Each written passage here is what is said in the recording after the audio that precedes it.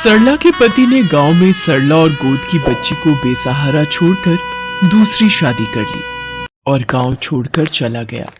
सरला का गांव में भी कोई नहीं था, पर शहर में उसकी मौसी रहती थी, इसलिए सरला उनके पास शहर आ गई। ये ले, बोतल में दूध भर दिया है। अब तू तो जानती है सरला, महंगाई इतनी बढ़ गई है, हर चीज के भाव बढ़ गए हैं। अब दूध ही ले लो, 60 रुपए किलो हो गया है। मुझे गलत मत समझना, मैं इस बोतल के दूध के लिए नहीं बोल रही हूं, पर वैसे भी पति छोड़कर दूसरी के साथ भाग जाए तो औरत की जिंदगी नरक बन जाती है। मौसी, मुझे मौसा जी से कहकर कोई काम दिलवा दो और रहने की थोड़ी जगह दे दो तो मेरा गुजारा हो जाएगा। देख सरला, मेरे भी अपने बेटा बहू परिवार हैं, मैं तुझे यहां रहने की हामी नहीं भर सकती। बाकी थोड़ी बहुत रोटी सब्जी दूध बांध देती हूं, तू कहीं जाए तो रास्ते में तेरे काम आएगा। रुक, मैं रसोई से लेकर आती हूं। सरला जब मौसी का व्यवहार देखती है तो चुपचाप वहां से उठकर चली जाती है। अरे ये कहाँ गई? चलो अच्छा है, बला टली, खुद ही चली गई। अब मैं कहाँ जाऊं, क्या करूं? या तो वापस गांव चली जाती हूं, पर टिकट के पैसे भी तो नहीं है, मुझे कोई काम ढूंढना होगा। भैया, कोई काम मिलेगा? कुछ भी? अरे नहीं है कोई काम वाम, चल जा यहाँ से। यहाँ तो कोई भी काम नहीं दे रहा। हे प्रभु, मुझ गरीब की सहायता करो। हाँ लाखन, जल्दी जल्दी आलू छील, 300 समोसों का ऑर्डर पूरा करना है। मिशन भी बीमार है और छुट्टी पर है, तुझे मेरे साथ लगना होगा ताकि जल्दी जल्दी काम पूरा हो जाए। भैया जी, कोई काम मिलेगा? मुझे काम की बहुत जरूरत है, कुछ भी काम मिल जाए आपकी दुकान पर। कोई काम नहीं है, जाओ यहाँ से। अच्छा रुको रुको, समोसे बनाने आते हैं? हाँ भैया जी, हमारे गांव में सब लोग तीज त्योहार पर घर पर ही सारे पकवान बनाते हैं। तो ठीक है, पहले आलू छीलने में लाखन की मदद करो, फिर ये मसाला बनाकर देगा, तुम समोसा भरती जाना, ठीक है? बाकी काम मैं समझा दूंगा। बच्ची को वहां सामने बोरी बिछाकर लिटा दो। सरला हलवाई की दुकान पर समोसे बनाने के काम में लग गई और जैसे जैसे वो हलवाई उसे समझाता, सरला बिल्कुल समझदारी से वो काम करती। शाम के वक्त, वीरेंद्र भैया, सारे समोसे बनकर तैयार हो गए हैं और गिनकर पैक भी कर दिए हैं। भाई वाह, अभी तो 5 बजने में आधा घंटा बाकी है और समोसे बनकर तैयार भी हो गए। बहन, तुमने बहुत अच्छा और सफाई से काम किया है, ये लो अपनी मेहनत के 100 रुपए रखो। भैया जी, आज तो आपने काम दे दिया, पर शहर में मुझे कोई नहीं जानता। अगर मेरे लायक कोई और काम भी हो तो बता देना, आपकी बड़ी मेहरबानी होगी। ठीक है बहन, तुम 1-2 दिन में आकर पता कर लेना, हो सका तो मैं तुम्हारी मदद जरूर करूंगा। वीरेंद्र भैया, सामने रेलवे स्टेशन पर कई समोसे बेचने वाले हमसे समोसा लेकर बेचते हैं, क्यों ना इसे भी वही काम दे दिया जाए, इसका भी भला हो जाएगा और आपका भी मुनाफा होगा। हाँ लाखन, ये बहन मेहनती तो दिखाई पड़ती है, साथ ही शरीफ और ईमानदार भी लगती है। उसे वापस बुलाकर ला जरा। भैया जी, आपने बुलाया? हाँ बहन, मैं सोच रहा था कि तुम्हें काम की जरूरत है, तुम्हारे साथ छोटी बच्ची भी है, कहां कहां इसे लेकर भटकोगी। सामने रेलवे स्टेशन पर समोसे बेचने का काम अगर तुम करना चाहो तो तुम मेरे से समोसे लेकर रेलवे स्टेशन पर बेच सकती हो। हाँ भैया जी, मैं ये काम कर सकती हूँ। अब मुझे अपनी बच्ची को पालने के लिए मेहनत करनी ही होगी। तो ठीक है, तुम आज से ही इस काम पर लग जाओ और समोसे बेचने शुरू कर दो। सरला रेलवे प्लेटफॉर्म पर समोसे बेचने लगी। एक हाथ में वो अपनी गुड़िया को उठाए सुबह से शाम तक समोसे बेचती थी और शाम को वीरेंद्र को पूरी ईमानदारी से हिसाब देती थी। भैया जी, ये आज का हिसाब एक बार गिन लेते। सरला बहन, मुझे तुम्हारी ईमानदारी पर पूरा भरोसा है। तुम पिछले 3 महीने से रेलवे स्टेशन पर सुबह से शाम तक मेहनत करके समोसे बेचती हो और टाइम पर शाम के वक्त मेरा पूरा हिसाब करती हो। भैया जी, वो जो कमरा आपने बताया था, मैंने 100 रुपए किराए पर ले लिया है।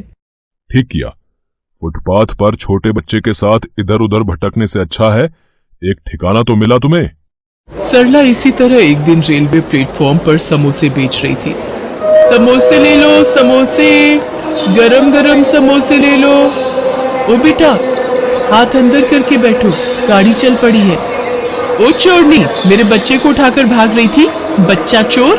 मैं बाथरूम क्या गई, ये औरत मेरे बच्चे को अकेला देखकर चुराने लगी। नहीं नहीं बहन, वो तो गाड़ी चलने लगी थी तो बच्चे को मैं हाथ अंदर करने के लिए बोल रही थी। क्या हुआ सुधा, ये शोर कैसा? मैं नीचे से पानी की बोतल लेने गया था। अजी, ये चोरनी हमारे बच्चे को बहलाकर अपने साथ ले जा रही थी। सरला? गुड़िया के बापू। अरे छोड़ो ना सुधा, ट्रेन चलने वाली है, चलो गुस्सा मत करो, जाने दो, बैठ जाओ। चोरनी कहीं की। अपने पति को किसी और औरत के साथ देखकर सरला की आंखें भीग गई, पर वो खून का घूंट पीकर गाड़ी से नीचे उतर गई। गाड़ी ने रफ्तार पकड़ी और सरला मीलों दूर तक गाड़ी को जाते देखती रही और वापस दुकान पर आ गई। लाखन, ये कौन है जो वीरेंद्र भैया को हिसाब के पैसे दे रही है? अरे ये सरला है, तू जब छुट्टी पर था तो तेरे पीछे वीरेंद्र भैया ने इसे काम दिया है। बेचारी गरीब सारा दिन प्लेटफॉर्म पर समोसे बेचती है। अच्छा, तो ये बात है, चलो बढ़िया है। बिशन, वो तुझे मैंने शादी वाले घर का पता लिखवाया था, ये मिठाई के डिब्बे वहां भिजवाने हैं। अच्छा सरला बहन, जिनके आज यहां शादी का कीर्तन है, वो लोग मुझे अच्छे से जानते हैं। उन्हें शादी के छोटे मोटे काम के लिए एक औरत चाहिए। तुम चाहो तो चली जाओ, तुम्हारे पैसे बन जाएंगे। बिशन जा रहा है, वो तुम्हें वहीं छोड़ देगा। ठीक है भैया जी, मैं चली जाती हूँ। सरला बिशन के साथ शादी वाले घर में चली जाती है। जी, ये वीरेंद्र भैया ने मिठाई के डिब्बे भिजवाए हैं और ये सरला है। आपको घर के कामों के लिए एक औरत की जरूरत थी तो वीरेंद्र भैया ने इसे भेजा है। अच्छा अच्छा, मिठाई के डिब्बे ही अंदर रख दो और सरला तुम रसोई में चली जाओ, वहां नाश्ते की प्लेटें रखी हैं, मेहमानों के आगे लगानी है। बिशन मिठाई के डिब्बे मेज पर रखते हुए वहां पर एक घड़ी देख लेता है और चोरी की नीयत बना लेता है। ये घड़ी तो बहुत सुंदर है, किसी को क्या पता चलेगा, चुपचाप जेब में डाल लेता हूं। अच्छा मालकिन जी, मैंने मिठाई के डिब्बे अंदर रख दिए हैं, सरला अपने आप घर चली जाएगी, मैं चलता हूं।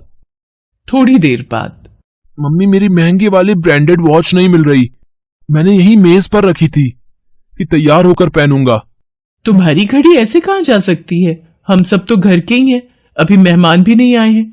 देखो इधर उधर ही कहीं रखी होगी, मिल जाएगी। मम्मी, मैंने पूरे घर में देख लिया, कहीं भी नहीं है घड़ी। ये औरत आज ही काम पर आई है, कहीं इसी ने तो नहीं चुरा ली। इधर आ, सच सच बोल, घड़ी तू नहीं चुराई है ना? नहीं नहीं, मैंने कोई घड़ी नहीं चुराई, मैं चोर नहीं हूं। मेरी गुड़िया के सिर पर हाथ रखकर मैं कसम खाती हूँ, मैंने चोरी नहीं की। अरे तुम लोग झूठ बोलने के लिए अपने बच्चों की भी झूठी कसम खा लेते हो। बेटा, पुलिस को बुला, तभी ये सच बोलेगी। सरला रोने लगती है तभी। रुक जाइए, असली मुजरिम सरला बहन नहीं, ये बिशन है। इसी ने आपके घर से घड़ी चुराई है, इसलिए मैं इसे खुद पकड़ कर लाया हूं। आपके घर मिठाई के डिब्बे रखकर जब ये दुकान पहुंचा। बिशन, तेरे हाथ में इतनी महंगी घड़ी कैसे आई? जब तू मिठाई के डिब्बे देना गया था तब तो तेरे हाथ में घड़ी नहीं थी। अरे तू क्यों इतनी जासूसी कर रहा है, अपने काम से काम रख। लाखन सही कह रहा बिशन, ये घड़ी तुम्हारे पास कहां से आई, सच सच बताओ। कहां से आई मतलब? वीरेंद्र भैया, मैं घड़ी खरीद भी तो सकता हूं। लाखन, इतनी महंगी घड़ी तुम इतनी आसानी से नहीं खरीद सकते। ये घड़ी कम से कम 50,000 रुपए की है।